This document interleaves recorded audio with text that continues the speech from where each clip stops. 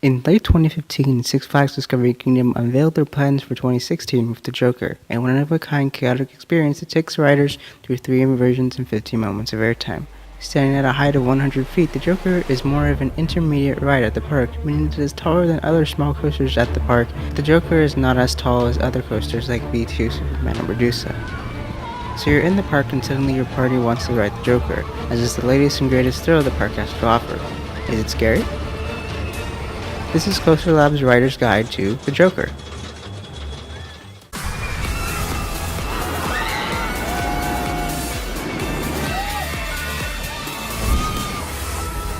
The best way to evaluate this is based on what you consider to be scary. If you're afraid of heights and steep drops, this coaster may not exactly be for you, as the steepest drop at the top of the lift is 78 degrees. If that is not fine for you, do keep in mind that the Joker does not have any more significant drops thereafter, as the second half of the coaster tries to remain low to the ground. There might be a small drop or two here and there, but overall it is a small ride compared to others. If you are of larger size, it might be to your benefit to use the test seat located to the right of the large Joker sign out in the front. If you're claustrophobic, it's worth mentioning that the trains of the Joker are very snug and you will feel a bit tight in them regardless. If you're scared about the restraints, the Joker does have versions but does not contain the common over-the-shoulder restraints you see in other inverting rides. However, the lap bars are perfectly safe and overbuilt to be as protecting as they can be. Over-the-shoulder restraints are a bit outdated and are not used on this type of coaster. The angle at which it sits will not allow you to slip out. This is why the seat seems a bit deep. In addition, there's a 2-prong industrial-style seatbelt you must buckle before the attendant lowers the lap bar. Rest assured, each lap bar is monitored to ensure it is securely lowered. Once your lap bar is lowered, it cannot be raised until you return to the station. The only other time your restraint will be moved is if the attendant needs to adjust your lap bar. The drop will differ in intensity depending on where you sit. If you wish to have your descent be short and quick, sit in the front as you will crest the top of the hill and be about 10 feet down the drop before the train starts descending, since more than half the train is not past the very top.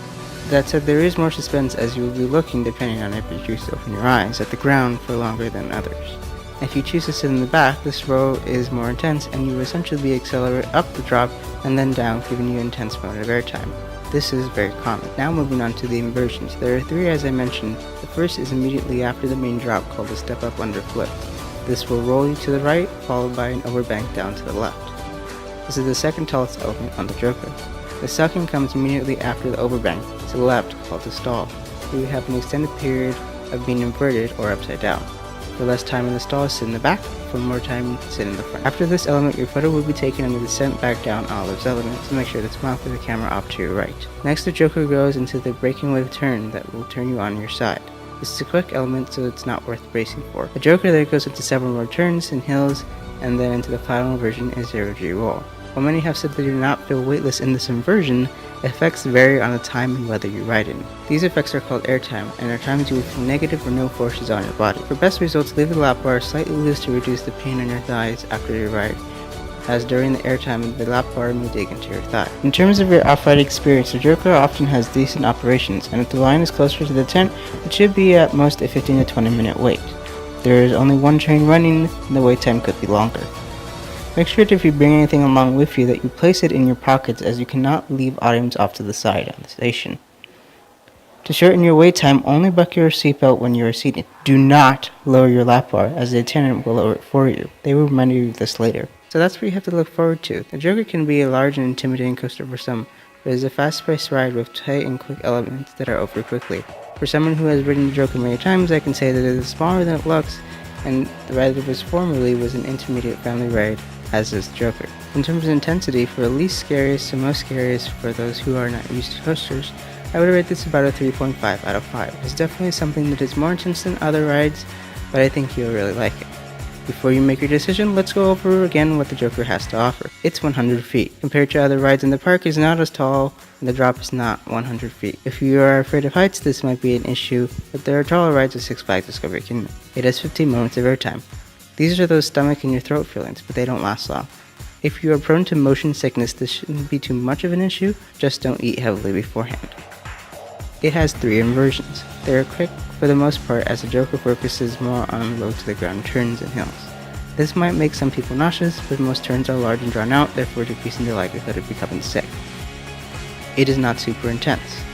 There are a few moments of moderate intensity, but the second half is very miniature and small. There are only lap bars, but there are also seatbelts too.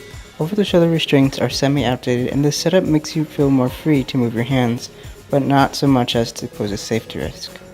Airtime varies. Sitting in the back makes for a more tense ride. It's fast. That means it'll be over quickly too. Those are all the highlights of the Joker that might make you feel a bit scared, but I promise you it's a perfectly safe and fun ride that you're bound to enjoy. Thank you for coming to Coastal Labs for your amusement park needs. If you have any more questions or concerns about the Joker, don't hesitate to ask them below and I will get back to you as soon as I can. Hopefully today I've helped you overcome any fears or concerns you had about the Joker at Six Flags Discovery Kingdom, so if you enjoyed this video, make sure to subscribe, click that bell to get Coastal Labs notifications, and follow us on Instagram at coaster_labs for more tips and fun videos like these in the future. Make sure to check out some other videos by clicking the little eye in the upper right hand corner right now. Thank you so much for watching, and we'll see you in the next video.